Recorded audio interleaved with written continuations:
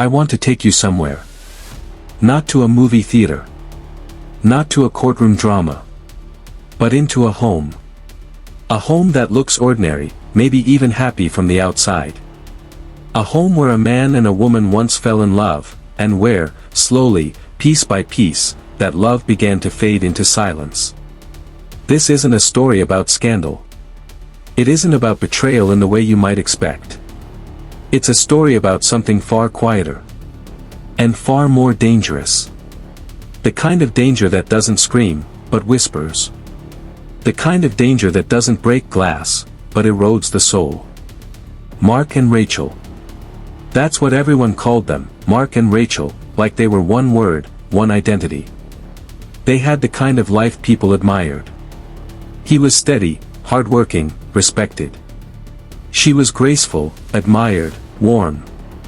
The Christmas photos on the mantelpiece, the vacations by the lake, the smiling pictures at Sunday brunch. They looked like the couple who had figured it all out. But photographs are strange things, aren't they? They capture a smile, but not the silence. They capture the light in a room, but not the cold in the air. Mark and Rachel's marriage had become exactly that, a photograph. Stunning on the outside. Frozen on the inside. Rachel wasn't angry. Not yet. She was lonely. She would lie awake at night, staring at the ceiling. Mark was next to her, close enough to touch, but she felt like she was reaching across an ocean. Her thoughts ran in circles. Does he love me? Or am I just convenient? Does he see me? Or am I just another piece of furniture in this house? She didn't say it out loud. She didn't dare. And Mark? He had his own silence. Driving home from work, stuck in traffic, he would grip the wheel and wonder. Why does she always seem so far away? Why can't I make her laugh anymore? What happened to us? Two people. Side by side. Asking the same questions. And never speaking them. Because silence, sometimes feels safer than truth. One evening, after dinner, Rachel's silence broke. She wasn't loud. She didn't shout.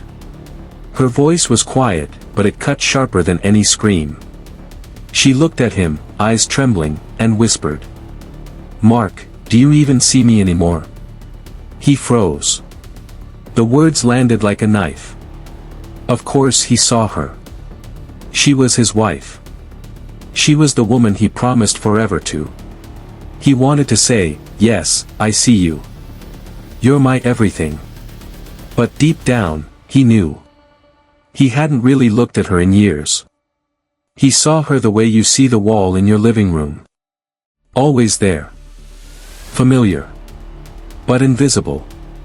And in that moment, he had no words. And his silence was louder than any fight could have been. After that night, nothing exploded. There were no slammed doors, no plates breaking, no shouting matches. The house just grew colder. Rachel started staying out later. Coffee shops. Long drives. Nights sitting in the car outside, listening to the radio, because walking into the house felt heavier than the traffic she had just escaped. Mark noticed. He told himself it was nothing. She just needs space, he thought. She's tired. She'll be fine. But deep down, he knew. He was losing her. And yet, he still stayed silent. Then came the night that changed everything. Mark came home late. The house was quiet. Rachel wasn't there. On the kitchen table, her journal. Left open. He never touched it before. He respected her privacy. But that night, curiosity and fear gnawed at him. His hands trembled as he sat down. And he read. Page after page. Word after word. Loneliness. Silence. Pain. She hadn't written about anger. She hadn't written about betrayal. She had written something worse. I feel invisible. I feel unloved. I'm married, but I've never felt more alone. And then, the line that shattered him. Sometimes, I wonder if I'd even be missed. Mark's world collapsed. It wasn't infidelity. It wasn't rage. It wasn't about who was right or wrong. It was about neglect. It was about absence. It was about emotional starvation. He realized something brutal. He hadn't cheated with another woman. But he had cheated her, of love.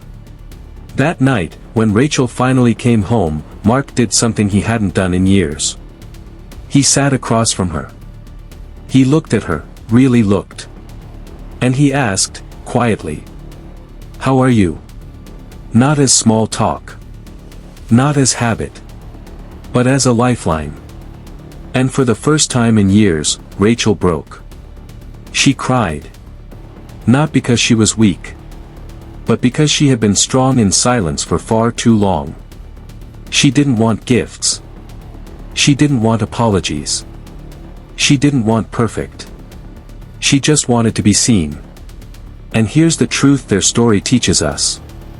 Marriages don't usually die in storms. They don't die in shouting matches or slammed doors. They die in the quiet. They die in neglect. They die when we stop asking. When we stop listening. When we stop seeing each other. The opposite of love isn't hate. It's indifference.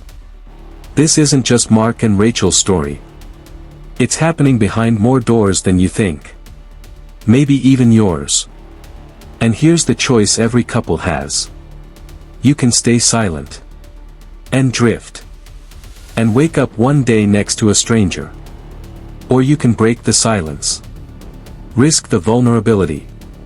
And say the words that save love. I see you. I hear you. I still choose you. Don't wait until the silence becomes permanent. Don't wait until the person you love wonders if they'd even be missed. Speak. Listen. See each other. Before the love you want is gone forever.